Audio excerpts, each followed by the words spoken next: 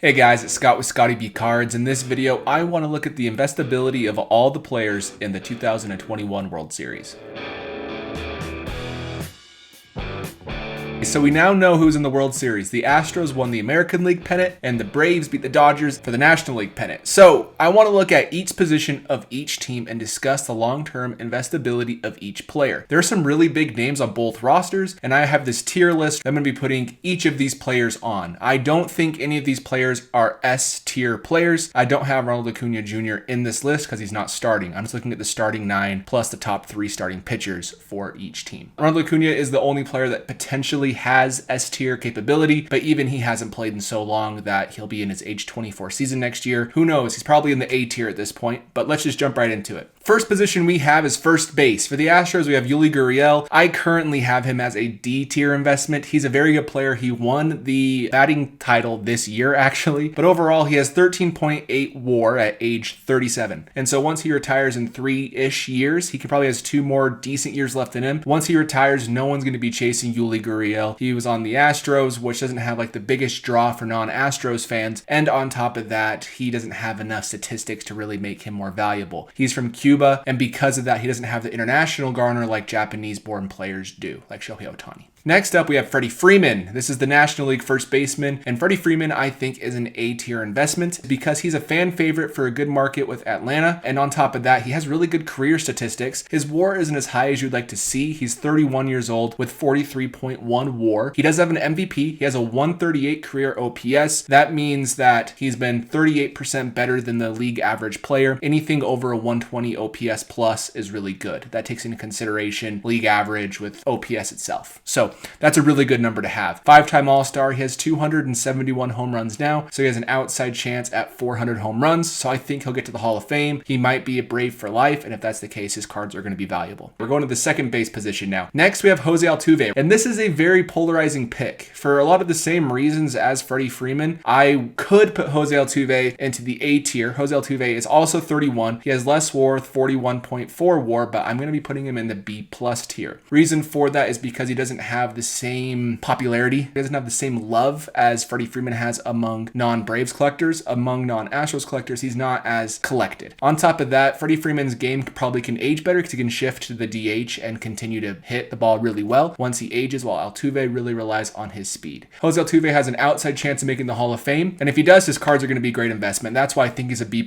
Not quite an A, but I still think he's a good investment overall. His cards aren't as cheap as you would guess for the negative publicity he's had recently, though, which is kind of tough. In the National League, we have Ozzie Albies for the Braves at second base. I have him in the B tier. I can see an argument for him in the B plus tier. The reason he's in the B tier is just because he doesn't have quite that superstar potential yet, and he's always overshadowed by Ronald Acuna Jr. So if you look at Ozzie Albies, he's a second baseman. He's 24 years old. He has 14.5 career WAR up to this point, a switch hitter. He's a 2-time All-Star. So a lot of things to really like about Ozzie Albies, but overall, he's just never put together a massive campaign to this point yet. And I get it. He's only 24, so he could. So you could argue he's in the B plus tier. If I could, I'd put him right in the middle between both, but I think he's probably in that B tier. After that, we're going to go to third base. Alex Bregman is the Astros third baseman. He's had a couple of really good years and a couple of really not so great years. The last 2 years have been injury ridden, and that's kind of been tough for his career numbers, but he's still only 27 years old, and he does have 26.1 career WAR, which is still impressive. You know, when he was age 25, he essentially had 24 WAR, and so I was a lot more high on him then, but now he's kind of getting a little bit older. Depends on how long he can play and how well he can play into his mid to late 30s to make the Hall of Fame. It's probably out of the reach for him, but it has potential, so I put him in the B tier. He's still an Astros fan favorite, which is still a market that will buy some players' cards. And whether it's fair or not, he does have the cheating scandal over his head. I think at this point we should probably just move on from it because I don't think they were the only team doing it. No proof behind that either, but overall, it's just one of those things where I think over the next 5 years or so, he could have his cards go well back up. After that, in the National League, we have Austin Riley for the Braves. Austin Riley, what a great story.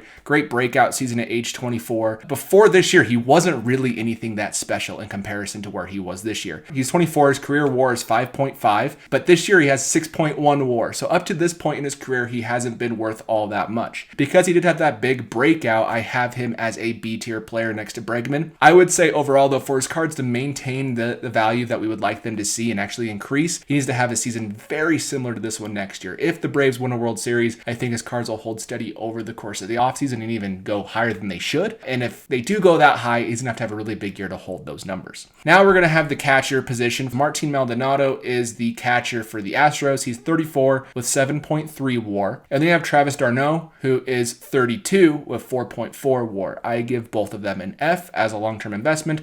Both are awesome players and probably great people, but overall, mid-30s catchers with less than 10 career WAR aren't a good investment. So if you like those guys, collect their card for fun, but don't be buying them for money. Next up, we have the shortstop position. We have Carlos Correa for the Astros. Correa, I think, is an A-tier player. Yes, he has the same negativity as Bregman and Altuve, but the difference is Correa is going to be leaving this year. And if he goes to a big market like the Yankees, who are looking to make a splash and show their fan base they want to win, then his cards are going to go well up. But on top of that, he's only 26 years old and already has 34.1 WAR. So if he has another season just like this one, if he goes into his age 27 season and finishes with another 7 WAR season, which isn't super unlikely, he'll be at 41 WAR, which is where Altuve is at age 31. So my point is he's on a really good pace and a path. He's also won Rookie of the Year. He's had 2 All-Star appearances. This year he had 1.5 defensive WAR, which is really, really good, meaning he's a good defender. Even though he's tall, he'll be able to stay at that position for a long time. In the National League, we have Dansby Swanson. I'm not as high on Dansby Swanson. Overall, he is 27 years old with only 9.1 WAR. This year he did have 27 home runs and 88 RBI, but his OPS plus, which again is comparing to league average, is 97, meaning he was worse than the average hitting player at his position. And so I gave him a D, just because he could be a C, but I don't think long-term, now that he's 27, there's really much potential for him to go up. He won't make the Hall of Fame unless he has just a crazy, insane 30s, 10 WAR seasons back to back to back. That's not going to happen. So I have him at a D. Now we have the outfield. Let's start with the Astros in left field. You have Michael Brantley. Michael Brantley, I actually think, is a better investment than Dansby Swanson. The reason I say that is because Michael Brantley is 34 years old and has 32.9 career WAR. He has 5 All-Star Game appearances. He has a Silver Slugger and a 117 OPS plus. And all these things together just make him a more collectible player. There will be a few Michael Brantley super collectors. If you have some of their cards, there's potential you could sell them for big money. Overall, I still think he's not a great investment. I put him in the C tier. After that, we have Eddie Rosario. He was amazing in the NLCS, but overall, he's 29 years old with only 12.9 WAR. Very similar to Dansby Swanson, but probably even less valuable because he's not a shortstop. He has a 1.1 WAR this season, so not really having a great year. He just had a great postseason. But overall, I think he's a D tier investment. Now we have right field. There's Kyle Tucker. He is 24 years old with 7.6 WAR, which isn't super impressive yet, but just like Austin Riley, he broke out and he's going to be a very important bat in that lineup for the next 5 to 10 years. He had a 294 batting average, a 147 OPS plus, which is great, and he had 0.5 defensive WAR, meaning he was a really good defensive player. I have him in the B tier. Not quite the A tier because he's not that great of investment yet, but overall he has a lot more potential than a majority of the people on this list. Next up, we have Joc Pederson for the Braves. I have him as a D tier investment. He's 29 with 10.3 WAR. This year he was a 0.0 WAR player. I know he's awesome with his pearls that he's wearing and everybody loves Joc Pederson, but he really isn't a good investment. You know, the Dodgers kind of showed this. He's a platoon player. He actually, I think, against lefties, he only hits 208. So career-wise, I think he has a sub 650 OPS against lefties. He's not an all-around great player, but he's an awesome fan favorite. Again, if you like him, buy his cards for fun, but don't buy him for an investment. Now in center field for the Astros, you have Jake McCormick. Jake McCormick is a rookie at age 26. He has 2.3 WAR this year, which is pretty good, but the fact he debuted so late in his career, I gave him an F, which I don't know if that's fair. I didn't watch him all that much. He could be a D tier investment technically, but overall, he's not going to have much collectability. He had a 107 OPS plus this year, a 766 OPS, a 257 batting average. Good defensive player, but overall, not somebody you want to invest in. Defensive first players with a really bad bat aren't people you want to put a lot of money into. Even though they might make the Hall of Fame like an Andrelton Simmons, that's an outside shot. I get that. They're usually not sought after. Now for the Braves, you have Adam Duval, who's been playing center field for the Braves, which is kind of surprising. Adam Duval, I think, is a D investment, just like the others for the same reason. 32 years old with only 10.5 WAR. He did have 3.1 WAR, which is wins above replacement. I've said it in the past videos, but I'll repeat it again. That's just saying he's added 3.1 wins to the Braves win total compared to an average player in center field. He had 38 home runs this year, which is great, but he had a 228 batting average. He's a one-time All-Star. Not much there for you to really cling on to as a investor. Now we're going to talk about the DH. For the DH in the American League, we have Yordan Alvarez. Alvarez. Yordan is tough. He's a pure DH. He doesn't really provide much defensive value. He's played defense, I think, this year a little bit, but overall, he's not anything great on defense. But offensively, he's something really great. He has a career 150 OPS plus. That's really, really good. And on top of that, this year he hit 33 home runs with a 277 batting average. Big left-handed power bat. He had 3.2 WAR this year. I think potentially he could be a player that plays until he's age 40 like Nelson Cruz and is just a constant threat in the lineup. And because of that, he's relatively young. I think there's potential and put him in the B tier.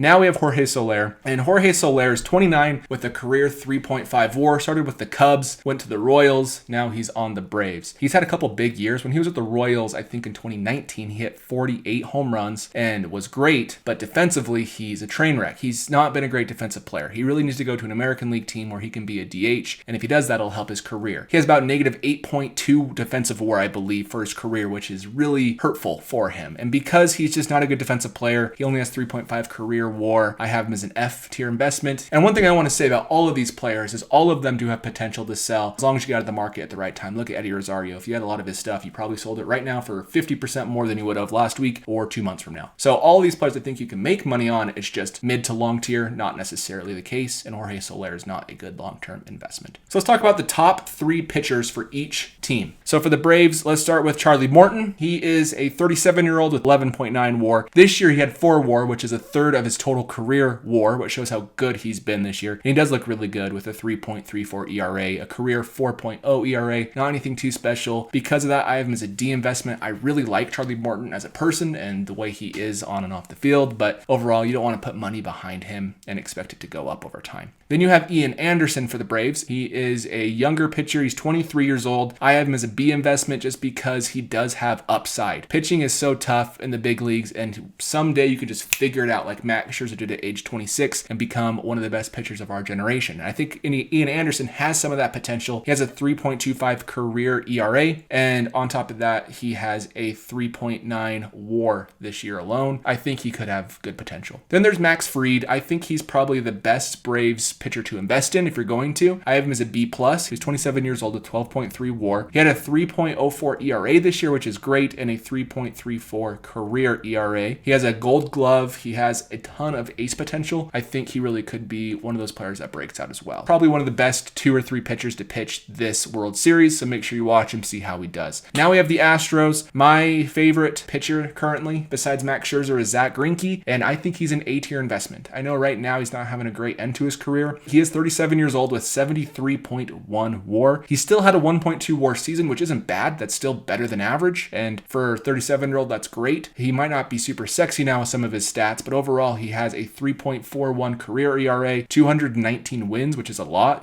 200 wins is the new 300 wins for modern pitchers. And he has 2,809 strikeouts. So he only has 191 strikeouts away from 3,000, which basically guarantees him a place in Cooperstown. I think he's already there. On top of that, he has a Cy Young, 6 All-Star appearances, 6 Gold Gloves, and 2 Silver Sluggers. So just a kind of a cool athlete in Zack Greinke. That's why I have him in the A tier. I think long-term, they'll always be Zack Greinke collectors. Then you have Luis Garcia, who's a C tier investment. He's 24 years old. He has a lot of potential. He has 2.9 WAR this year. It's about 3 WAR player, which is great if he can be that type of player. But I don't know if he has the potential to quite become a good investment necessarily. Same thing with Framber Valdez. He's 27. He has 4.1 career WAR. I have him as a D investment just because, he has to really pitch well for the next 10 years to even have potential long term.